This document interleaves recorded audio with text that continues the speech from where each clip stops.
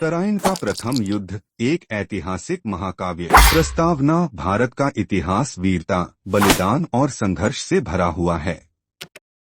12वीं सदी के उस ऐतिहासिक मोड़ पर जब दो महान साम्राज्य के महारथी एक दूसरे से भिड़ने के लिए तैयार हो रहे थे, वह घटना इतिहास में अमर हो गई। तराइन का प्रथम युद्ध। यह युद्ध महमूद गजनी के बाद भारत में सत्ता की लड़ाई के रूप में याद किया जाता है। यह संघर्ष था पृथ्वीराज चौहान और मोहम्मद गोरी के बीच, एक संघर्ष जो न केवल भारत की सत्ता की दिशा तय करता बल्कि भारतीय वीरता और साहस को भी अमर करता है। युद्ध से पहले भारत की स्थिति। भारत के पश्चिमी सीमा से लेकर उत्तर भारत के मैदानी इलाकों तक युद्ध के बादल गहराने लगे थे। गजनी के आक्रमणों ने भारतीय साम्राज्य को कमजोर किया था, लेकिन पृथ्वीराज चौहान ने दिल्ली और आसपास के क्षेत्रों में सत्ता की बागडोर संभाल रखी थी। पृथ्वीराज का साम्राज्य मजबूत था, उसकी सेना में वीरता, पराक्रम और रणनीति का कोई जवाब नहीं था। दूसरी ओर गजनी के आक्रमणों से प्रेरित होकर मोहम्मद गोरी ने भी भारत में प्रवेश किया और उसने दिल्ली के साम्राज्य पर अधिकार करने के लिए अपनी सेना जुटा ली थी। युद्ध का कारण, मोहम्मद गोरी ने दिल्ली पर कब्जा करने के लिए भारत की सीमा को पार किया।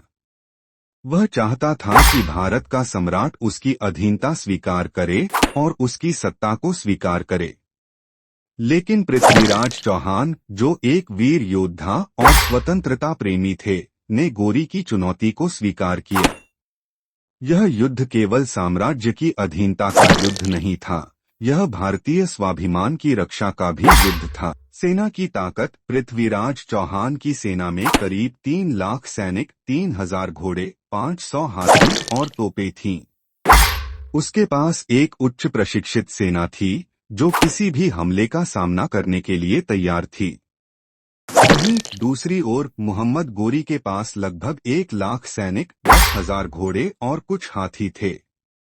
गोरी की सेना में युद्धकला की तकनीक थी, लेकिन पृथ्वीराज की सेना में साहस और रणनीति का अद्वितीय मिश्रण था। युद्ध के दिन और समय। यह युद्ध 1191 ईस्वी में तराइन के मैदान में हुआ था, जो दिल्ली से लगभग 80 किलोमीटर उत्तर में स्थित था। यह युद्ध गर्मी के मौसम में हुआ था और सूर्य की जलती किरणें युद्ध भूमि पर गश खा रही थी। समर के मैदान में धूल उड़ रही थी और यह दिन था 12 मई, जब यह भयंकर युद्ध छिड़ा। युद्ध की शुरुआत। तपते हुए दिन में युद्ध की घड़ी आई। पृथ्वीराज चौहान ने अपनी रणनीति के तहत गोरी की सेना पर कड़ा हमला किया। उसका मुख्य लक्ष्य गोरी की सेना को ध्वस्त करना था। पृथ्वीराज के घुड़सवार सैनिक पहले से ही तैयार थे और उनके हाथों में भाले और तलवारें चमक रही थीं।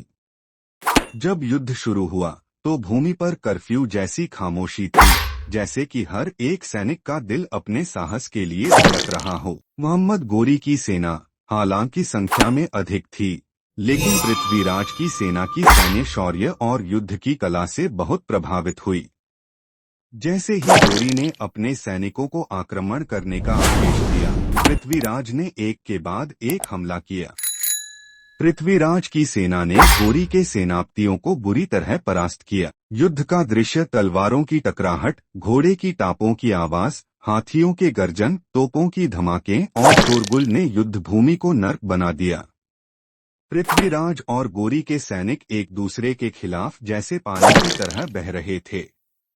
पृथ्वीराज की सेना के मुकाबले गोरी की सेना अधिक बिखरी हुई और नष्ट हो रही थी।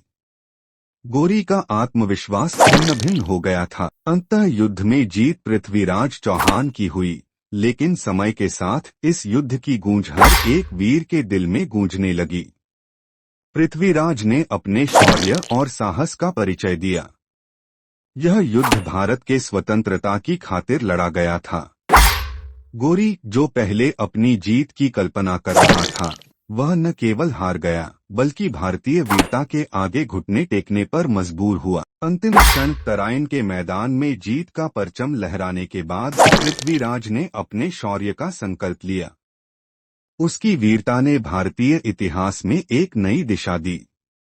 यह युद्ध केवल एक सैनिक की विजय नहीं थी, यह भारतीय संस्कृति, स्वाभिमान और स्वतंत्रता की जीत थी। पृथ्वीराज चौहान के अदम्य साहस और वीरता ने न केवल अपने साम्राज्य को बचाया बल्कि एक संदेश भी दिया, हम स्वतंत्रता के लिए लड़े हैं और किसी भी बलिदान से पीछे नहीं हटेंगे। समाप्ति। तराइन का प्रथम युद्ध भारतीय इतिहास के एक सुनहरे पन्ने की तरह हमेशा याद रहेगा। यह न केवल हमारे शौर्य और वीरता की मिसाल है, बल्कि यह हमें यह भी सिखाता है कि जब तक हम अपने सम्मान और स्वाभिमान के लिए खड़े रहते हैं, तब तक कोई भी शक्ति हमें हराने के लिए सक्षम नहीं हो सकती। विज्ञापन स्वरूप उद्घोषणा। आज भी जब हम अपने इतिहास की ओर मुड़कर देखते हैं, तो यह युद्ध हमें प्रेरित करता है। यह उन वीरों के बलिदान की कहानी है जिन्होंने अपने देश की मिट्टी की खातिर अपनी जान तक दी। हम सभी को गर्व होना चाहिए कि हम ऐसे शौर्य और साहस की भूमि पर पैदा हुए हैं।